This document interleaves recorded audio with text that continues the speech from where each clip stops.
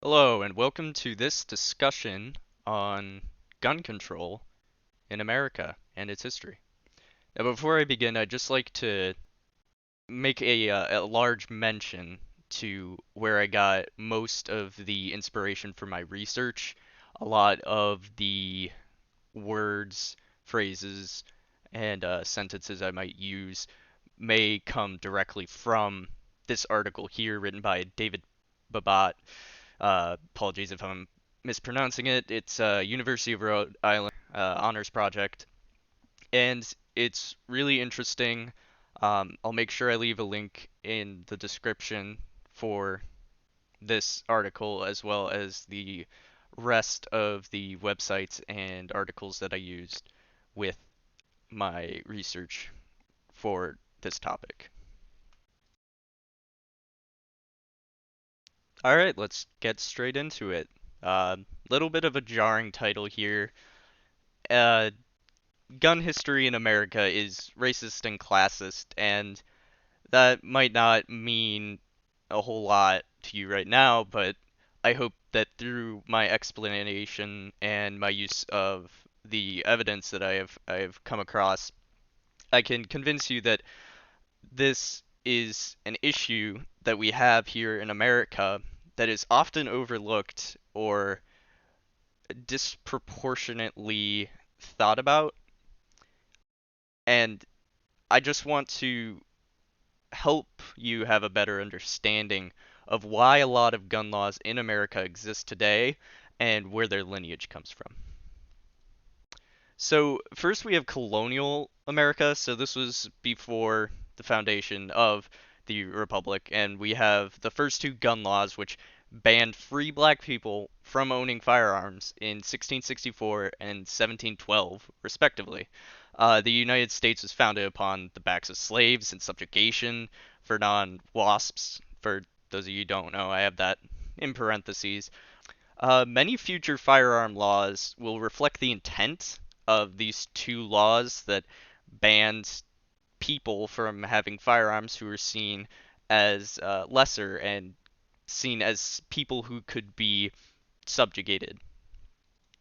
So before the Civil War, you had the Nat Turner Rebellion in 1831, where a group of slaves rebelled in Virginia, a cartoon up here.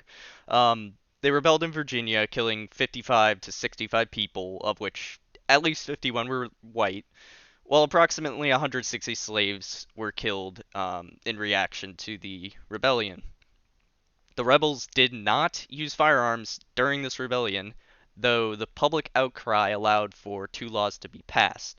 This is another big continuity we see throughout gun laws in America and throughout the world even. When there is an event that gets a lot of media attention and people die, usually, you can pass laws that restrict people's freedom. You have things like the Patriot Act after 9/11 that severely restricted people's privacy, and that applies to gun laws as well. And in this situation, a firearm permit was required for black people to own firearms. Um, and that law was passed in 1831, but of course, no sheriff was going to issue a permit to a black person. So in 1833, they fully banned black ownership because that's essentially what they had done. And it was tried in the court case State v. Newsom in 1844, but it held that barring black firearm ownership was not unconstitutional. And a Georgia court case reaffirmed this ruling. Uh, this applied to free African Americans as well, not just the slaves who were the reason why firearms got banned. It's not entirely clear, but they were using the government was using the panic that was brought about by this action to pass these laws to further restrict the rights of African Americans in the United States. Now, after the Civil War, you obviously have black codes in the South requiring black and biracial people to obtain permits to own a gun. Again, a lot of the time, sheriffs, police deputies, whoever's giving out the permit, they're not going to issue a permit to a black or biracial person. And permitting laws also appeared in the North to a lesser extent. This is, Jim Crow laws were primarily in the South, but they also extended into the North because there was still a very racist sentiment throughout the United States. Even during the radical Republican Reconstruction era, where black Americans had probably some of the most rights they would ever have up until like the civil rights period. Gun stores would alert the sheriff, like the local sheriff, when a black or biracial person would legally purchase a gun, and then the sheriff would be able to go to their place of residence and confiscate it to make sure these people did not have a way to defend themselves and were therefore easier to subjugate with the laws and the time period. And this is the origins of gun permits in the United States. It's all tied to racism. Although contemporary firearm permitting is not explicitly racist, it favors the wealthy and those who are not affected by institutionalized racism. Institutionalized racism being the socioeconomic conditions that minority groups currently face based upon their people's history and where they have ended up, usually locked inside of areas with low income, um, high rates of poverty, and because they don't have the money to move out of these places, they cannot move, so they're stuck in this cycle of being subjugated based upon the past of racism. And that's just one example of how institutionalized racism affects people. Now, a U.S. Supreme Court case, us-v-cruikshank, is very important, and it shows how utterly racist and pretty awful the government can be, especially back in 1875. So this court case arose from the 1873 Colfax massacre, where a group of armed white men killed a group of over 100 African Americans. On the plaque for the Colfax riot, it says 150. Um, and, 3 white men died, 150 black people died, and that is what they get to commemorate it. A little plaque in the middle of nowhere. Getting distracted, but it was over a political dispute. Cruikshank was the leader of the massacre, and 2 others along with him were originally found to be in violation of the 1870 Enforcement Act. But when it was brought to the Supreme Court, the court cited 9-0 after 150 people had been murdered. 9-0. With the defendants, being Cruikshank, that the 14th, First, and Second Amendment were only protected by the states and the governments within those states and, the national government, not people living within the states. So the First and Second Amendment, and the 14th to an extent, but not so much, only applies to these governments and not private parties, which meant that the state had the jurisdiction to create the right to bear arms, which is what we're focused on, but also the right to free speech. So before you were protected for having free speech or the right to own a firearm, you had to have your state tell you that you have this protection. And no one was found guilty of the killings, and the 14th Amendment was interpreted as not violated, which is just insane in retrospect. However, on the bright side, US v. Cruikshank has since been overruled, rather recently, actually, in part by Delahanty v. Oregon, where there were a group of basically communists who were producing newspapers and pamphlets, and they were raided, but they took it to the highest court in Oregon and debated that this was their First Amendment right, the right to free speech, free press, and they won that case, which removed the precedent from the first Amendment restrictions, although the government can still restrict your First Amendment rights if they deem the United States to be in a state of emergency, i.e., like the Patriot Act. I know I went back to it, but whatever. And McDonald v. Chicago, where Chicago didn't allow concealed carry, so after the precedent set by another court case, which I'll talk about soon, the Second Amendment was interpreted nationally as every person in the U.S. has the right to bear arms, i.e., own guns within their home and ammunition. So in early industrial America, skipping ahead a little, but racial tensions were just about as high then as they were previously. Cheap handguns were targeted in the late 19th century and the early 20th centuries, to the point where in 1902 only sheriffs and special deputies, usually both KKK members, could own handguns. One of the laws that targeted cheap handguns was a law that prohibited the purchase of any handgun that wasn't in military issue, which meant you can only buy these expensive handguns, so it primarily benefited only the land owning peoples and usually just white people in general.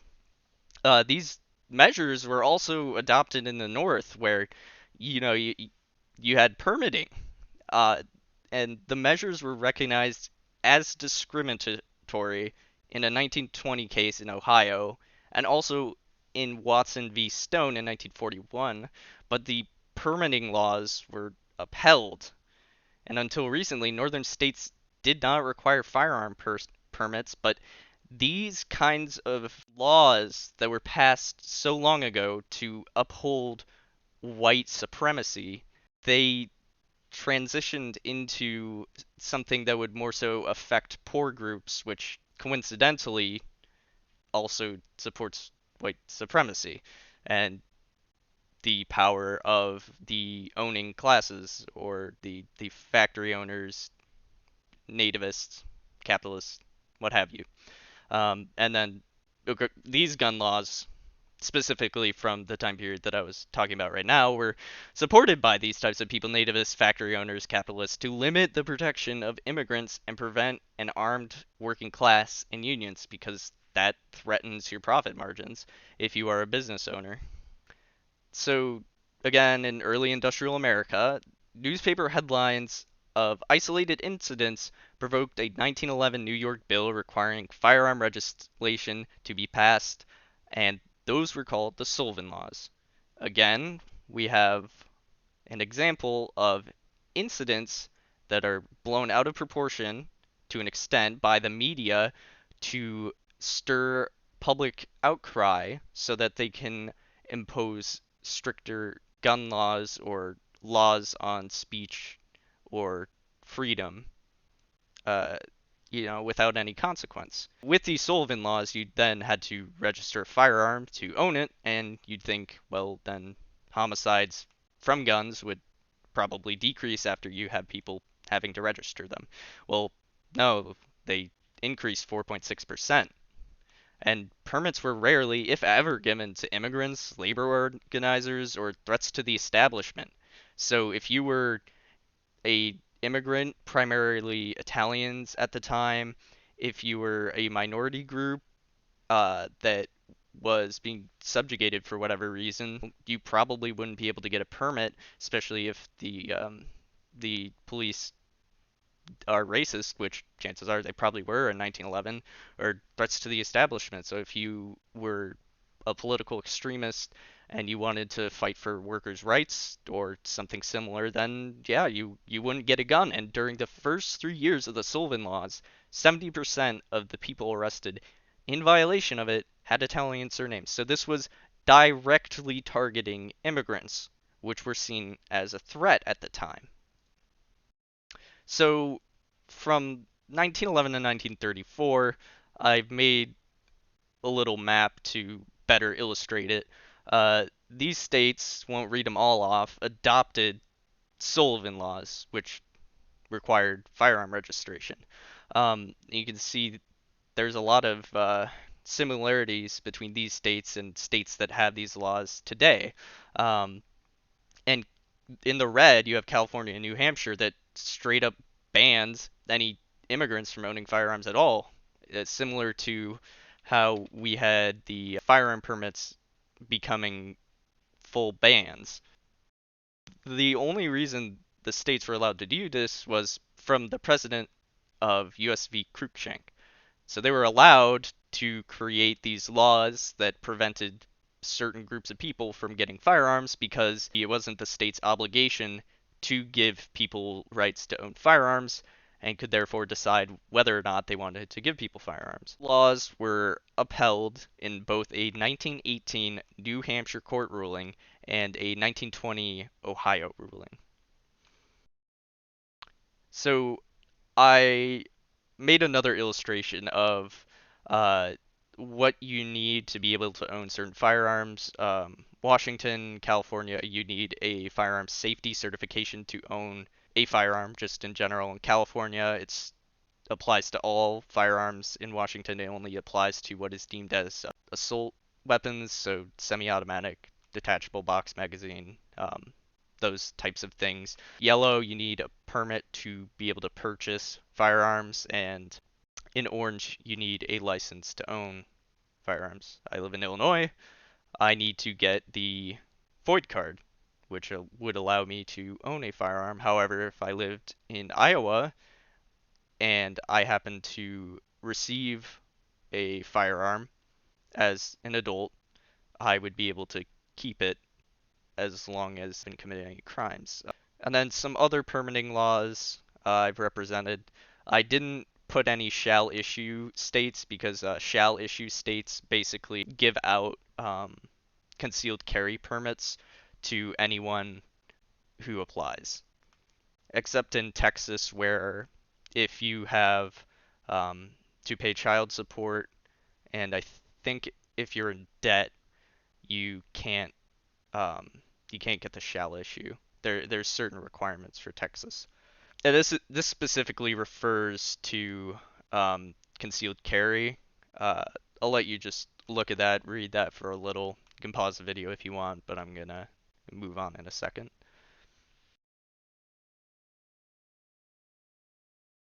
As I mentioned previously, with a lot of the gun restrictions, gun bans, you had in you have to understand early industrial unions. In December of 1886, the Knights of Labor joined the National Labor Union, forming the American Federation of Labor, known as the AFL. The AFL asserted itself as representing all wage laborers, regardless of skill, race, nationality, or gender, to improve working conditions and to organize workplaces democratically. However, in practice, the AFL's ideology failed to gain support from the skilled laborers and the craft unions, and the unions took on some racist and sexist qualities, only being comprised of 3% African Americans, and Eastern European women were largely excluded, and Asian immigrants who were flooding the country at the time, especially on the West Coast, weren't even considered to be part of the AFL from the very beginning. Nowhere in like the early statements did they ever consider Asian immigrants as people who could be in this union. So in 1906, the AFL declared itself nonpartisan and would support whatever major party would benefit them the most.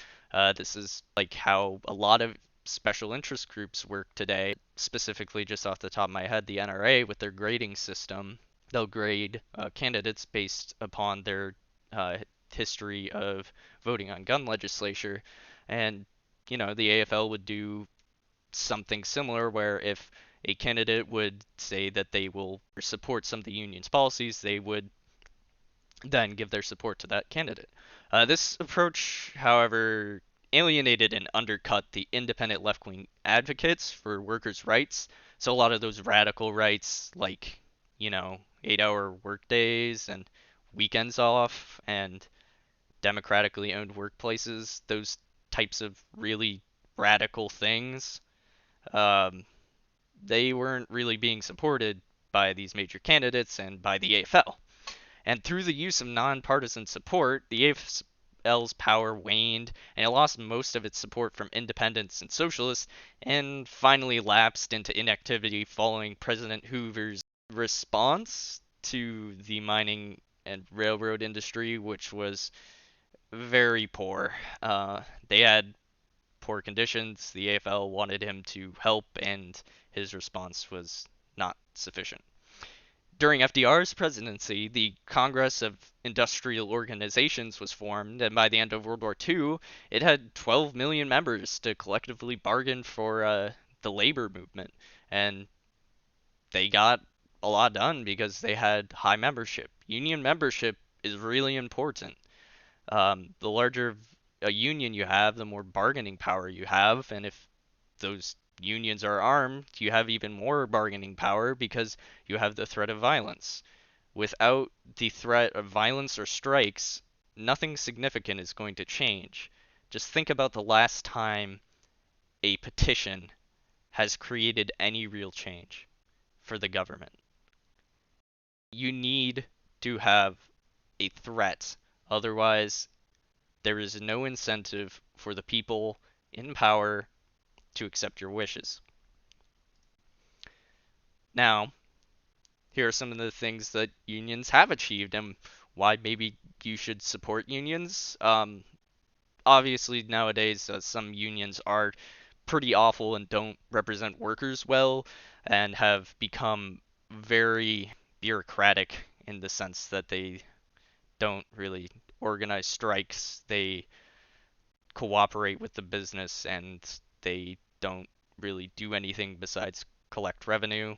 And police unions, which are essentially just ways to prevent police officers from taking responsibility when something bad happens on the line of duty that it was their fault. The older unions that had a clear motive and large, widespread support from workers, led by workers, got us weekends off through the use of strikes, paid vacation in some industries, Family and Medical Leave Act, that was passed because of unions, and it gives eligible employees 12 weeks of job protected unpaid leave for family and medical reasons. Breaks, including lunch, those were brought about by unions. Paid sick leave, paid holidays, military leave, the 40-hour work week. And as I mentioned, only through the threat of violence or strikes is change ever going to be achieved. And that's what unions did. They had the power to do both of these things. And through that power, they've gotten much better working and living conditions than what we used to have in early industrial America. Now we're getting into subjugating the poor working class, a little bit further away from just immigrants and racial groups. So the National Firearms Act of 1934 regulated machine guns or readily convertible firearms, meaning something that could easily be turned into a machine gun with a couple parts changes, specifically anything that fired from an open bolt. Short barrel rifles and short barrel shotguns having a barrel less than 18 inches in length were also restricted. Any other weapons which did not fall under conventional categories, so think of a sawn-off double-barrel shotgun with no stock, that would be considered an any other weapon. And then those types of weapons required a $200 tax stamp to own. And you had to get that passed through a police department to be able to own these types of weapons. But $200 in 1934 was worth over $3,800 in today's money. So nobody of the poor classes could be able to afford to have any of these weapons. And the reason why people were using these weapons in the first place was it was cheaper than buying a pistol. You could have a sawn-off double-barrel shotgun for much, much less money than you could have a pistol for. And if you wanted to have concealable protection, you had to fork over the money for a pistol or have the cheap option of sawing down granddad's shotgun. This was passed after the St. Valentine's Day massacre, where very high media attention, one of the worst days in U.S. history.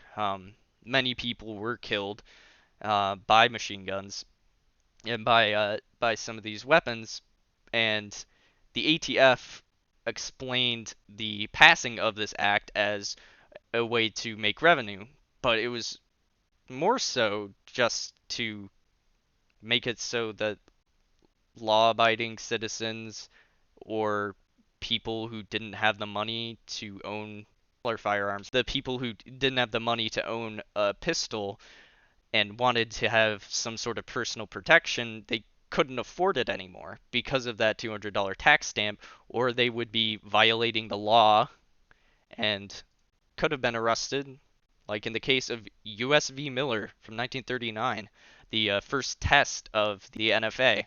So, two Arkansas men violated the NFA of 1934 when transporting a sawn-off shotgun, which is categorized as in any other weapon, as I mentioned earlier, and Miller defended that the NFA violated the Second Amendment. But the case was a unanimous decision to dismiss, as the weapon was seen as unnecessary to maintain a regulated militia. So during this time period, the interpretation of the Second Amendment was the regulated militia rather than the right to bear arms. That has since changed, and again, cover that later into the video. Skipping ahead a few years, we have the Gun Control Act of 1968, which was, in my personal interpretation, a direct response to the civil rights movement. It was passed after President John F. Kennedy, Attorney General Robert Kennedy, and to a lesser extent Martin Luther King Jr. were assassinated. Again, this and also the NFA were both in response to large media events containing firearms to kill people. The government uses these events to justify passing laws that restrict normal people's access to firearms. And in the Gun Control Act of 1968, it restricted mail ordering firearms produced 50 years prior to date with a curio and relic license. That's completely different, but essentially just restricted you from getting a gun mailed straight to your house, and later on curio and relic, so anything that's older than 50 years you can get a license and then purchase that. But again, licenses are a tricky subject because not everybody gets a license. Firearms had to be brought through a licensed firearm dealer, an FFL dealer, and foreign exports were limited to sporting use weapons only. So that got rid of a large market from cheaply produced European handguns, rifles, and especially the cheap World War II surplus weapons that were flooding into the country. Here we have an image of Malcolm X, one of the most influential leaders of the civil rights movement, with an M1 carbine, which was World War II surplus, fitted with two 30-round magazines. This type of thing could be bought relatively cheap, and it essentially has the same firepower capabilities of an AR-15 or anything the police would have been using at the time. This act was supported by domestic firearm producers because they no longer had to compete with these really cheap, generally really high-end weapons because they had to be fit for war, or really cheap because they were just produced to be as cheap as possible in Europe. Domestic firearms producers love this because now everybody had to go to a gun store and buy their guns. This law, and this is why I said that it was a response to the civil rights movement, was influenced when the Black Panthers openly and legally carried, often these mail-ordered surplus guns or cheap guns, at demonstrations, and armed themselves with these cheap arms. A similar bill to the 1968 Gun Control Act was proposed in 1924 by Tennessee Senator John K. Shields that would prohibit mailing pistols. So again, we see some similarity between the kind of laws that the government was trying to pass. And he commented that, cannot we, the dominant race, upon whom depends the enforcement of the law, so enforce the law that we will prevent the colored people from preying upon each other? This is explicitly racist.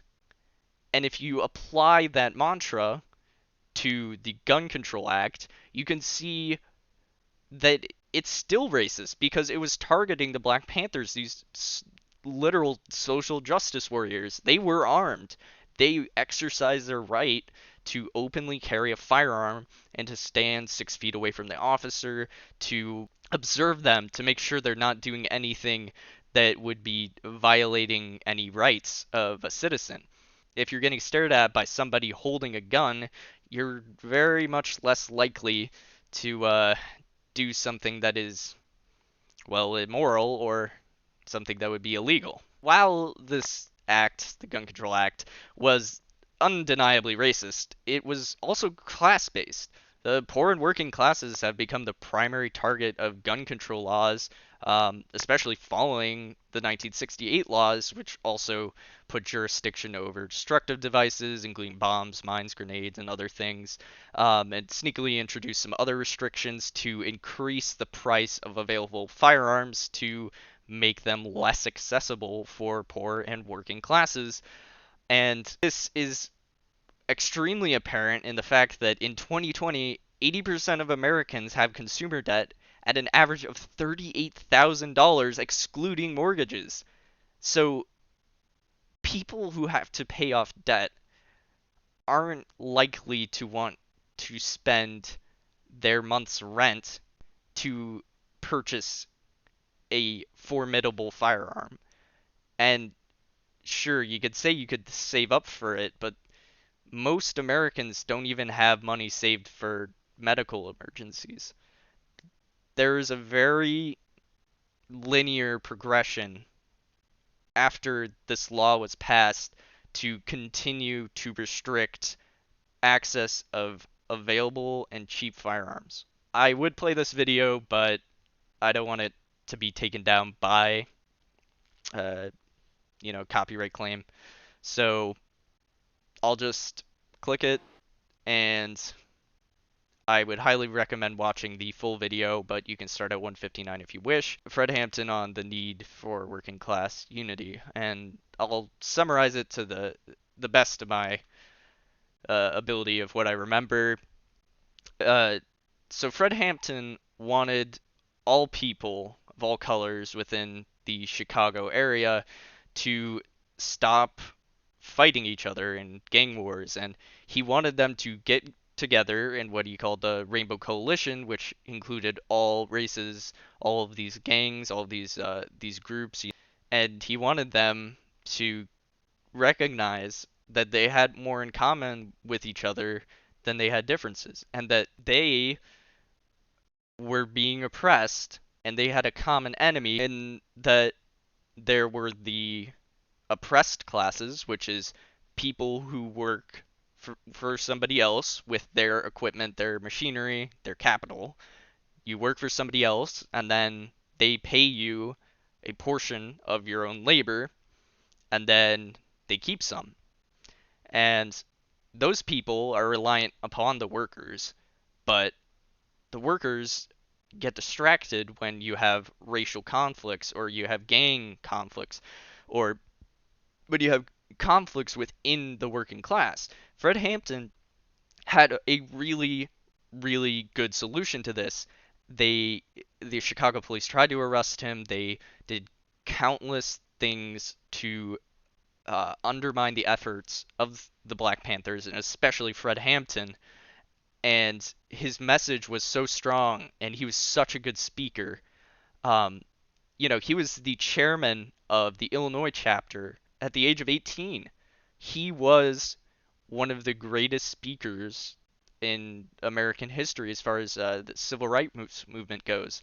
And Because of this, and because of his instrumental impact upon the ideas of working class peoples and people involved in violence in Chicago, Fred Hampton was drugged, fell asleep on the phone with his mother.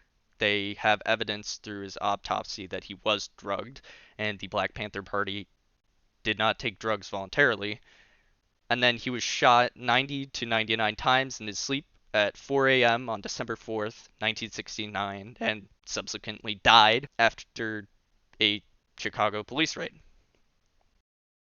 Because they couldn't put him in jail, because they couldn't silence him, because they couldn't sabotage his efforts through the FBI's COINTELPRO program, which, you know, similar to what we have today, where the government will place informants, agitators, um, and other such people into groups to try to undermine their goal. You know, nothing worked to stop Fred Hampton from spreading this message that would have saved countless people's lives. And because they couldn't get him on anything, well, they just killed him. If you can't kill him, jail him. Then if you can't jail him, kill him. That's that's what happened. Nobody was found guilty for the deaths. In fact, the Chicago police tried to blame the death on one of the Panthers, or the other Panthers who were living in the apartment at the time. And that court case fell through because the story that the Chicago police came up with was full of lies, and there was lots of evidence to disprove. Now, Bobby Rush, he was the co-founder of the Illinois chapter of the Black Panther Party, and after going AWOL from the Army in 1968, he later finished his military service. He served as the defense minister for the Black Panthers.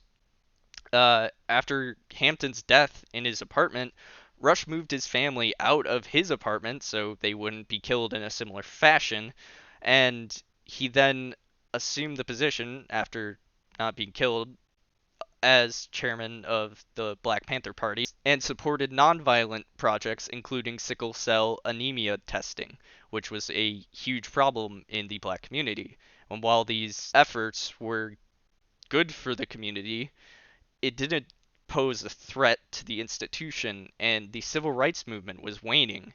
And he was later imprisoned for 6 months in 1972 on an unregistered weapon charge because, they can't kill you, throw you in prison.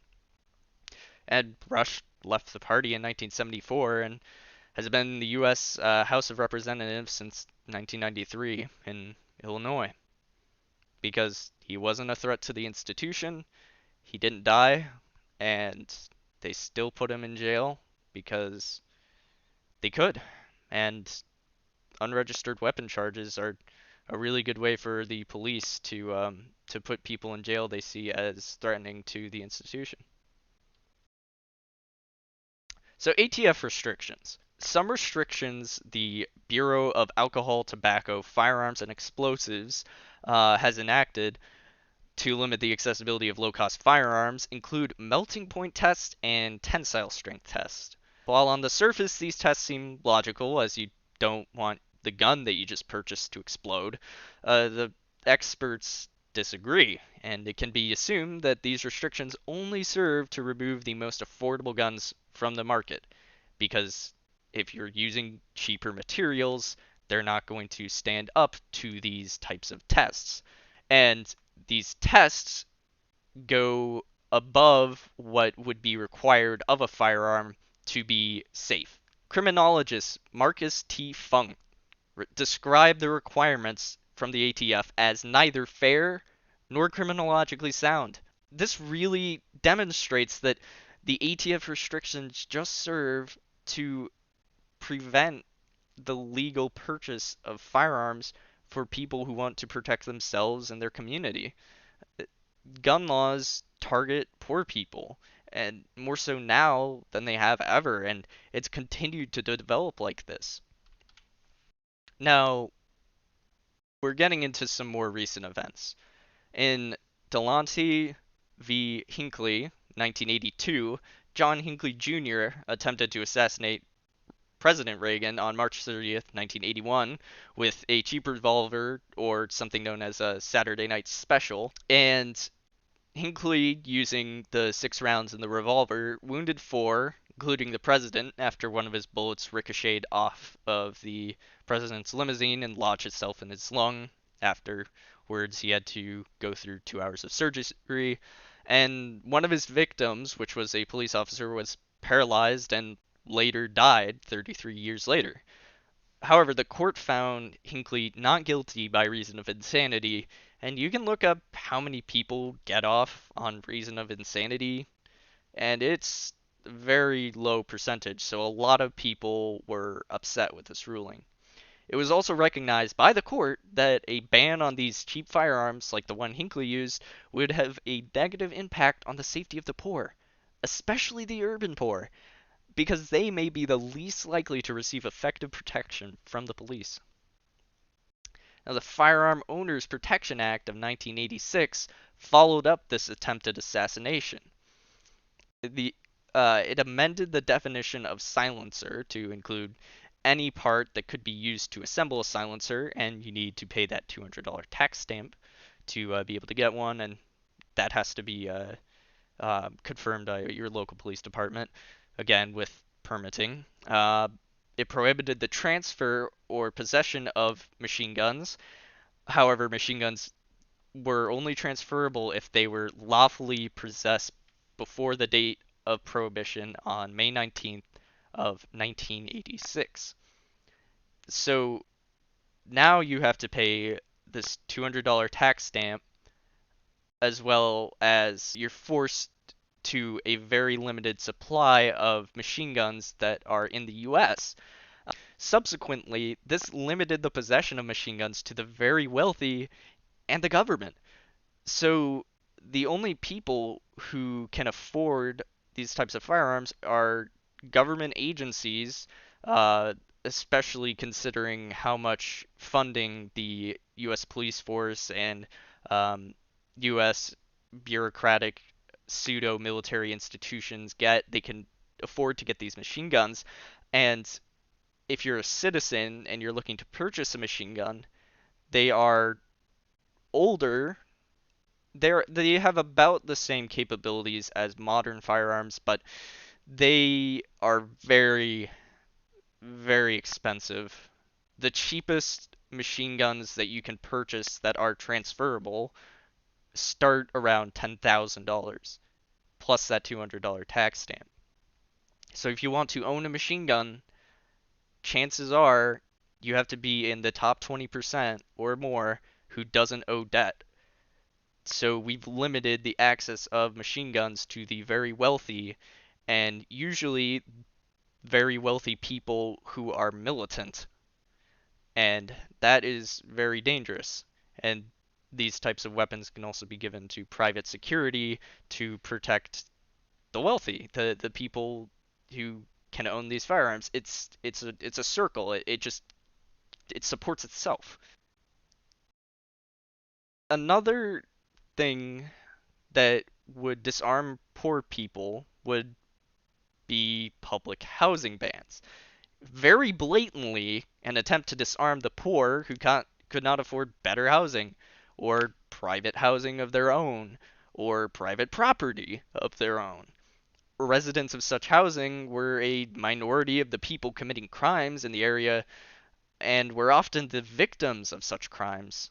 Robbery, murder, attempted murder, all these things, they are residents of these low-income neighborhoods, which generally have higher crime rates because there are less accessible jobs, and they are the victims of these types of crimes. So they don't have any way to protect their community, their public housing community, because they're not allowed to have guns, according to some of these public housing bans.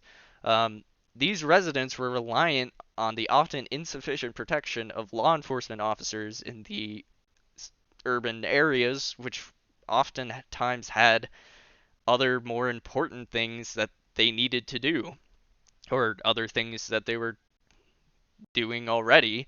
And the response of police officers to the scene of a crime usually is longer than the amount of time a crime takes to commit.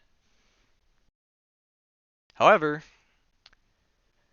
privately owned housing, uh, being privately owned housing by a landlord that is rented to a tenant, um, landlords, based on the state, can legally put a no guns clause in their lease agreement. This obviously disproportionately affects the poor, working class, urban peoples, and non property owners.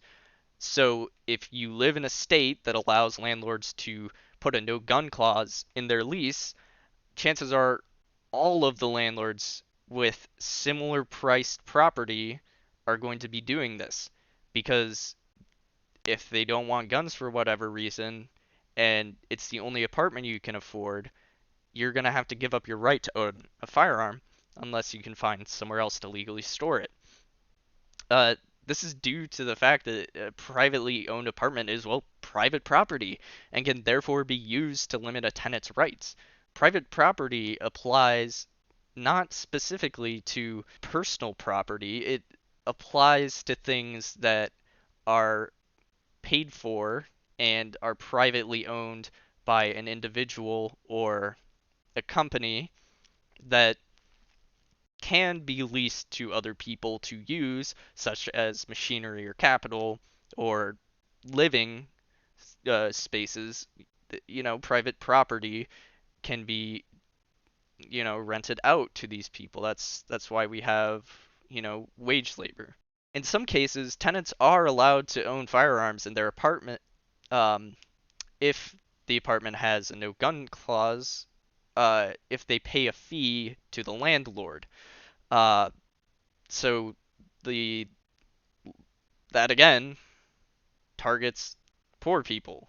If you can't afford to pay up, you can't afford to have a gun, and it's going to disproportionately affect the poorer people of America. The people who owe debt, the people who are paying off mortgages, the people who live in apartments like this. And in the words of Adam Smith, known as the father of capitalism, the landlord's right has its origin in robbery. The landlords, like all other men, love to reap where they never sowed and demanded a rent for even the natural produce of the earth. So the guy who essentially invented capitalism hates landlords, and many people have many different opinions on the subject. I have a very strong opinion, but I think you can probably tell what that opinion is. So, in accordance with public housing, we had a Maine court case in 1995 where an anonymous couple living in public housing in Maine owned rifles and pistols in violation of their lease. The public housing ban was a reactionary response to the rising crime rates in the 1970s and was imposed in 1975. So, rising crime, let's go ban these people from having guns, and now they're defenseless. That's not how the lawmakers interpreted it, but that's generally how it ended up.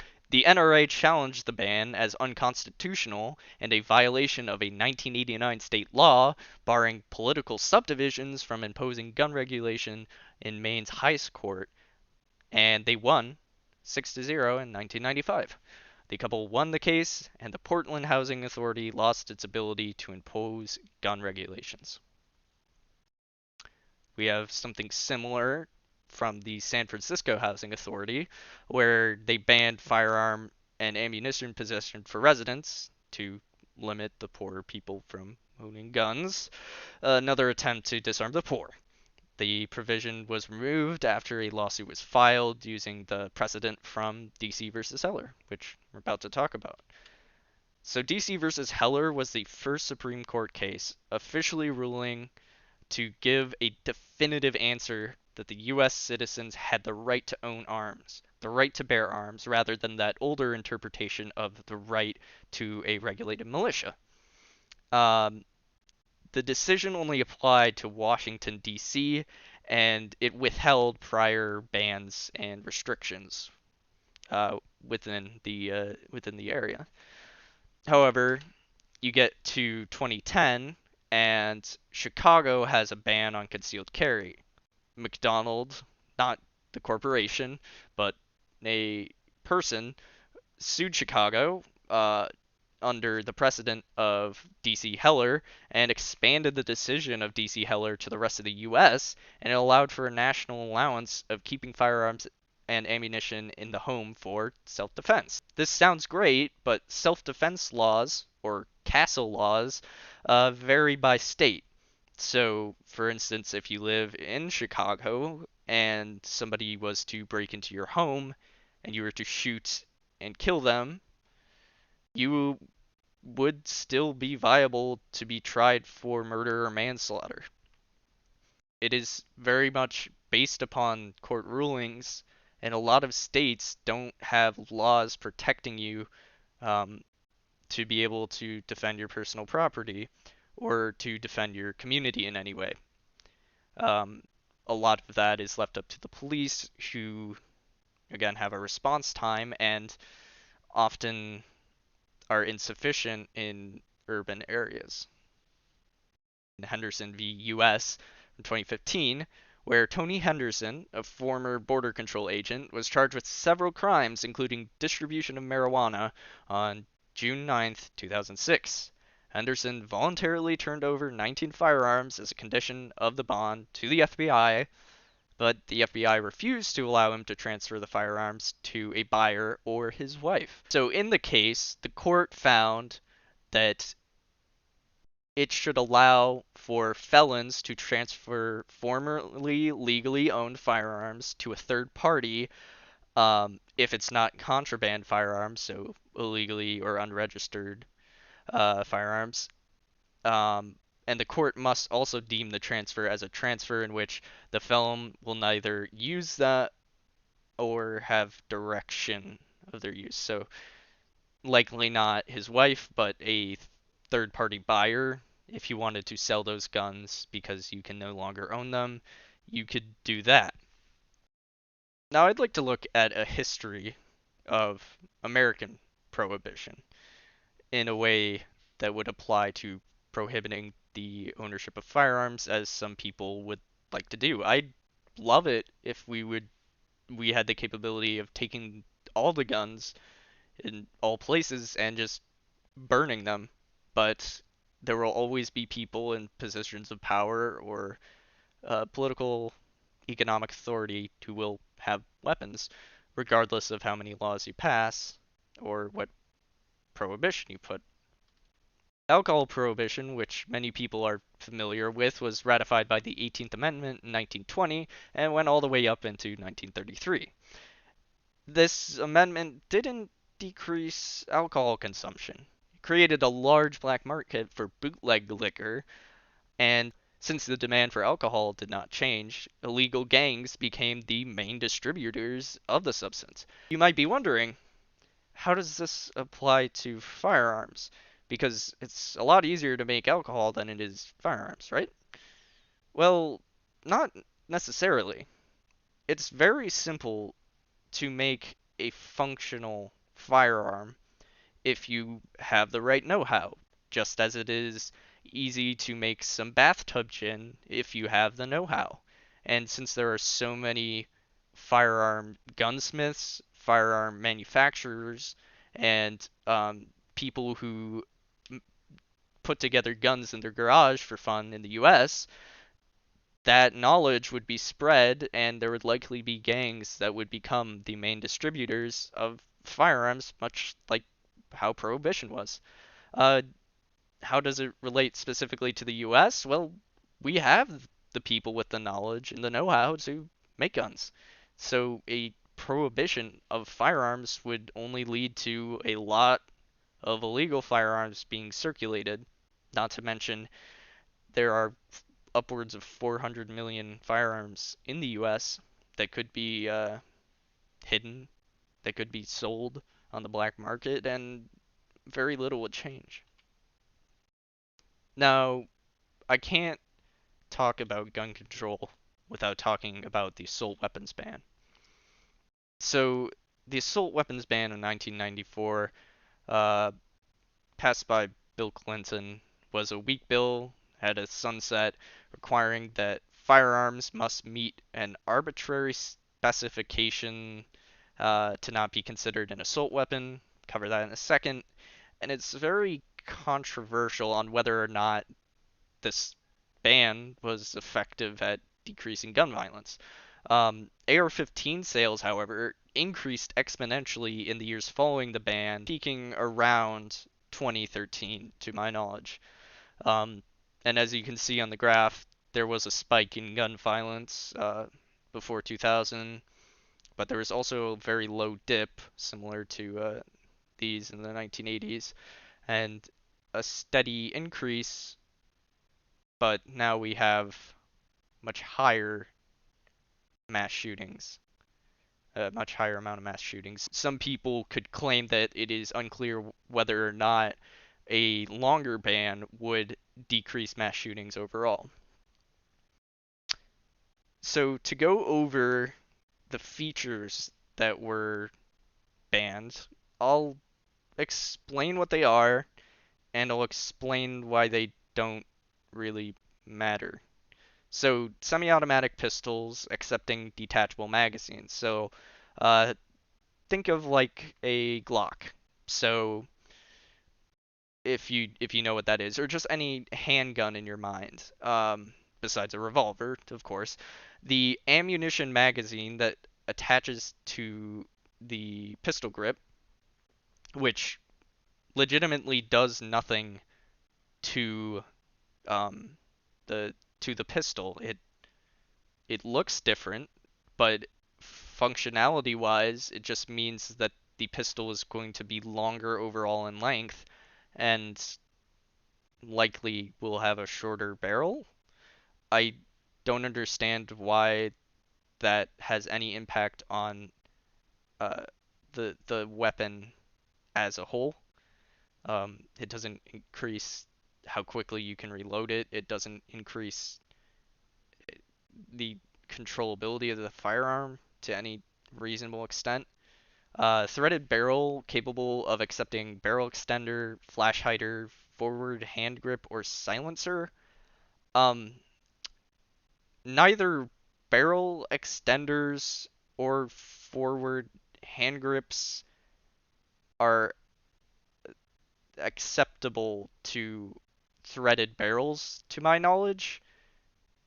And flash hiders, all they do is just diminish the amount of fire that essentially comes out of the end of the barrel so you can see what you're shooting at a little better, which primarily just affects people shooting at targets. Um, Silencers, understandable, I suppose, but you can always makeshift yourself a suppressor pretty easily. Heat shroud attached to or encircling the barrel. Again, it doesn't really make any sense. Weight of more than 50 ounces unloaded. I guess they just didn't want um, like legally defined pistols, but in a rifle format by making a weight limit. I Semi-automatic version of a fully automatic weapon, which again just why does that matter? It's very, very confusing on why any of this matters.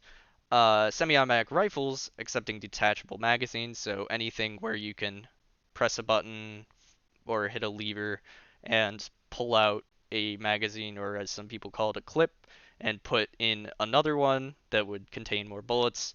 Um, could not have more than two of the following features. Same with the last category. Folding or telescoping stock, which, again, it's just for comfort. It doesn't change how the firearm operates. A pistol grip that protrudes beneath the firing action. Um, Pistol grips are mainly, again, just comfortable. And by removing them, you're not making them any less dangerous. A bayonet mount, why? nobody uses bayonets. I I legitimately cannot tell you the last time anybody has used a bayonet mounted on a rifle in a threatening manner during a mass shooting. Um, but feel free to correct me if I'm wrong. Again, flash hider, threaded barrel designed to accommodate one. Um, it just makes it worse for people who want to recreationally shoot. Or a grenade launcher, which the 1968 Act that limited destructive devices already covered. And why would you want a grenade launcher on your rifle? Why did it doesn't make sense. Semi-automatic shotguns, again with the folding or telescoping stock, that's just for comfort. Pistol grip, just for comfort. Fixed magazine capacity over 5 rounds doesn't really matter significantly because the way you would reload a fixed magazine is 1 round at a time. So by decreasing the fixed magazine size, it just makes reloads faster and, I guess there's no reasonable explanation for any of these um, features. And the ability to accept a detachable ammunition magazine. Again, that's just like a personal preference thing. Some people prefer fixed tubes, some people like magazines better. And magazines for shotguns are huge. It's got a very large diameter for the bullet, so they're very unwieldy and don't really improve the effectiveness of the shotgun as a tool to commit murder in this specific scenario. But sorry about the rambling, but basically this is the difference between a or non-federal ban and federal ban rifle. Considering it takes about 3 seconds to reload a magazine on an AR-15 for somebody with adequate training, a 10-round magazine could be very quickly replaced to the point where it doesn't matter, as well as the fact that there are many 30-round magazines that existed in the country or exist in the country. None of these feature bans changed anything. In fact, during the assault weapons ban, many mass shootings were committed, and one of which was Columbine, where they used guns that violated the ban. Now, to move on to the criminal gun market, totally away from the prohibition thing, but 90% of firearms used in crime were not obtained from a retail source, usually coming from the street or an underground market, 43%, or otherwise obtained from a friend or family member, which means by imposing restrictions on criminals or literally anyone from getting a firearm will do very little to restrict the accessibility of firearms to criminals. And only 0.8% of purchases occurred at a gun show for the old gun show loophole. Firearm violence, therefore, does not stem from legal accessibility of firearms, but rather the conditions of the convict. What's their mental state? What kind of job do they have? Are they a former prisoner that cannot get any legal, sustainable, high enough income job and are forced to turn to crime and are forced to get a firearm? It's the conditions, the socioeconomic conditions that lead people to use firearms in felonies. And these firearms can be obtained without legal retail. This deals with domestic violence, so if you get, you know, uncomfortable with that sort of thing, I'll put a timestamp in the description to where you can skip um, to avoid this type of stuff. So in US v. Hayes 2009, US v. Castleman 2014, determined that any domestic abuser cannot possess a firearm regardless of the offense being a misdemeanor or violent. So that includes the attempted use of physical force. So it's a really low bar to not be able to purchase a firearm for domestic abuse. But as you can see from this graph, it disproportionately affects, uh, especially urban, poor families. And this is due to many factors, from speculation and as well as the fact that higher and mid-income families are less likely to be uncomfortable in their home due to financial struggles, and financial struggles can lead to a lot of aggressiveness and violence within the home, but also considering that the poor and the urban poor are the most likely to get um, arrested for doing these types of things, because when you have money and when you're in a neighborhood that doesn't have as high of police activity, you're not usually going to get caught for doing this type of thing. And you can pay people off, and there's much less risk involved to high income than to the poor as far as domestic violence, although domestic violence is likely very similar between all of these groups. So, undisputably, it's beneficial to victims of abuse, though it definitely has ulterior motives, which is suppress the poor from being able to own firearms. Now, I have no hatred nor distaste towards police officers as individuals. I think that the majority of people who go into the police force do it with a sense of serving their community and a sense that they want to help people. Um, but I have a lot of skepticism and possibly a little bit of hatred or distaste towards policing as an institution. Two independent studies from the 1990s found that at least 28% of police officers are domestic abusers. One of the studies was completely voluntary as well, which meant that the police officers that reported to that study had a 40% domestic abuse rate within the family. So that meant anyone in the family being a domestic abuser, 40% from self-report, which incentivized the officers to either not take the questionnaire if they were domestic abusers or lie on the survey. Um, However, from the two independent studies, we know at least 28% of police officers are domestic abusers.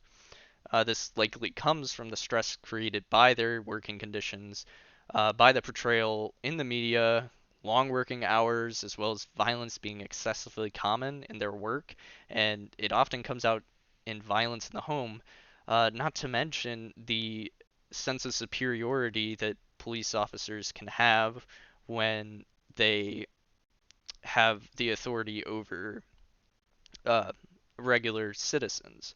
That could come out when they are in the home. Um, Usually, the charges for domestic abuse are not reported because it is the police. They're not going to do a very good job investigating themselves, and it's hard to report a police officer to the police, and it's hard to report domestic abuse just in general because it's a really stressful thing. And therefore, these abusers stay armed. Unlike the poor, who, as soon as they attempt to use physical force, are disarmed for their life, these abusers keep their guns. And they keep their power and their ability to kill people. Now, comparing our gun laws to other countries is a tricky subject, but I'll try to make a few. For the UK, in 1997, handguns were banned after a mass shooting, And violent crimes committed with a firearm by year in the UK are as follows. So not necessarily uh, crime committed with like the intent of murder or like firearm violence, but just committed with the possession of a firearm. So in 1997, when the ban was introduced, you had 4,904 crimes committed with firearms. And the interesting thing is that this was during the Troubles, where you had paramilitary forces fighting in Northern Ireland, and that wouldn't end until 1998. So in 2000, you'd expect those numbers to drop, especially with this new ban and with the Troubles ending. But in 2000, you could see 6,800 crimes, 2005, 10,900 crimes, and then the only information I could find were for England and Wales only. But in 2010, it was 7,000, 5,200 plus 2015, and then last year I could get was 2019, where there were at least 6,800 um, crimes committed with a firearm. The Institute of Rhode Island concluded that the correlation of higher gun crime after the ban was due to firearms being more commonly used in petty offenses and a booming black market for these firearms. In Australia, they had a mass shooting in 1996 where a man shot 63 people, killing 35 and wounding 28.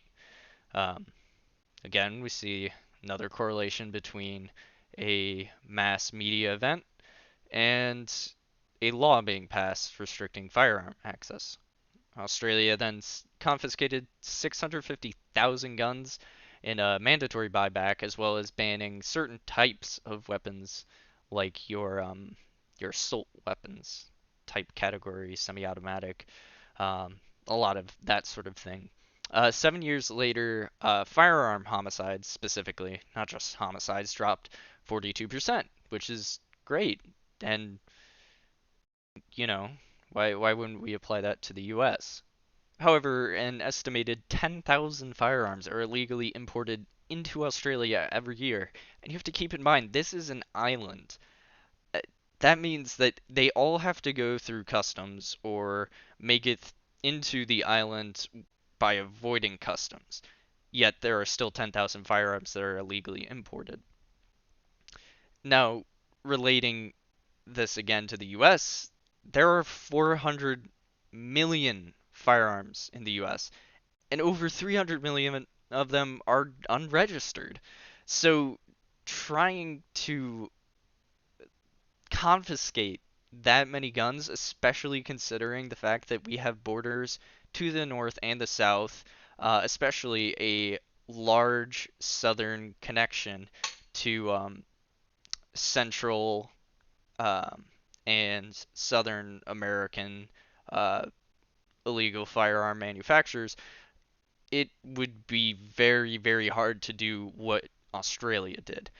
There are also an unknown amount of illegally or legally manufactured firearms in the US. So you have guns floating around that the government doesn't know about. So a buyback like this that would be mandatory would be near impossible for bureaucracies to enforce and to have a reasonable way to store or destroy all these weapons. Now, in the case of Australia, their homicides didn't change significantly after this gun ban because, or this gun buyback, because most of the homicides weren't being committed with firearms in the first place. Um, so the whole idea of a firearms ban or a firearm gun buyback is just going to make it so that the way that homicides are committed are different. Like in China, there's a lot of mass stabbings, or a significant amount over mass shootings. And in England, there are plenty of situations where you'll have acid attacks, or Northern Ireland, petrol bombs. Um, the The restriction of legal firearms does not correlate with a decrease in homicides in this case. So, what can be done? What can be done with all of this information, knowing that gun laws target the poor and these communities are less safe because of the laws that are being passed? Well, why should you care, first off? Um, Through this presentation, I hope that you have come to the conclusion that the oppressed are the most likely to be targeted by gun control laws, and it is not your responsibility to own a firearm, but you should educate yourself on handling and storage of firearms to protect your neighbors in a biblical sense, meaning everyone internationally, anyone you might meet, you should be able to help them know what to do with a firearm to be safe with it, to have safe storage so their kids don't accidentally get a hold of it, or they're used in a violent manner by somebody they don't intend to have access to it, and how to defend their community. If you are capable, you have a civic duty to protect those who are marginalized and to protect your community. If you can afford to purchase a firearm, if you live in a state where you can get one accessibly, I would highly recommend that you purchase at least one semi-modern firearm to protect yourself and to protect those around you who are marginalized, who can't protect themselves. You could also join an organization. The NRA exists, but it is corrupt to a certain extent, uh, especially from the perspective of Democrats, left-leaning Democrats, leftists. Um, but if you are considering yourself a Republican or something similar, you can join it if you want. It does host some firearms training as it was originally intended to do. You can ask around. You can see if friends or family members uh, that own guns are willing to help you learn more about them. If you consider yourself a leftist or a left-leaning Democrat, you could try out the Socialist Rifle Association. The sign-up process is really easy. All you need to do is be 18. Dues are pretty low, and they suspended dues over coronavirus. Um, and they do a lot of like community support projects as well as firearms training and help support your community through education and volunteering. And that doesn't just apply to firearms. Um, you know, you want to help people, or if you want to help people, you should go through it in an organized manner. If you live in Illinois, you need to get your FOID card. Or if you live in a state that requires a license to own or purchase, get it. I have the link here, but you can just Google FOID card. Complete what you can. If you are under 21, you will need a parent signature. Um, just as an example, Gat Guns in East Dundee will help you fill that out. Like you do the picture, you have to pay a small fee. Um, that's specifically for the area which I live in. You can look up where you can get your FOID card filled out. It's usually at larger gun stores. And right now the wait is 6 to 11 months, so get it now even if you're unsure, because who knows, in 6 to 11 months you might really want a gun and you might not be able to get it if you haven't filed your FOID card now. But once you have it, you own a gun, assuming you're not a felon. Uh, and organize your workplace. Uh, as history has shown time and time again, unionization is the enemy of institutionalized oppression. To organize your workplace means to talk to your coworkers, to form a sense of camaraderie and collective bargaining. The IWW has information on how to unionize your workplace, and armed workers are harder to oppress. In history, lots and lots of gun laws, as previously mentioned, targeted people who wanted better working conditions or better social conditions. So by organizing your workplace, you're fighting for both of those rights. And just to end off, I'd like to end with a quote from Ronald Reagan. Under no pretext should arms and ammunition be surrendered. Any attempt to disarm the people must be stopped by force if necessary. Wait a second. Wait, no, that was Karl Marx. He yeah, he said that in 1850. Um, I do have some Reagan quotes though. You won't get gun control by disarming law-abiding citizens. There's only one way to get real gun control. Disarm the thugs and criminals, lock them up, and if you don't actually throw away the key, at least lose it for a long time. Because putting people in prison for a very long time over firearm possession or petty offenses is definitely the backbone of America. We get a lot of cheap pseudo slavery through prison labor, where prisoners are paid next to nothing to do grueling and demeaning work. And those people, once they leave prison, can no longer legally own firearms, which increases the black market. So, thanks, Reagan. It's from 1983. And then in 1989, he said, I do not believe in taking away the right of a citizen for sporting, for hunting, and so forth, or for home defense. But I do believe that an AK-47, a machine gun, is not a sporting weapon or needed for defense of a home. Well, my take is weapons, especially firearms, should be used with the purpose of protecting a community, protecting marginalized communities, and supporting those in need. So, I hope you learned something through this presentation, and if you have any questions, you can just ask them, leave them in the comments. Uh, yeah, thanks.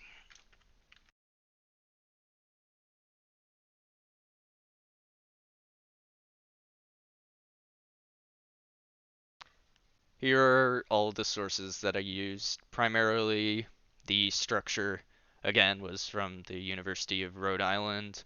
I used court cases, lots of different things. I'll make sure I leave this in the description as well, as long as there's room.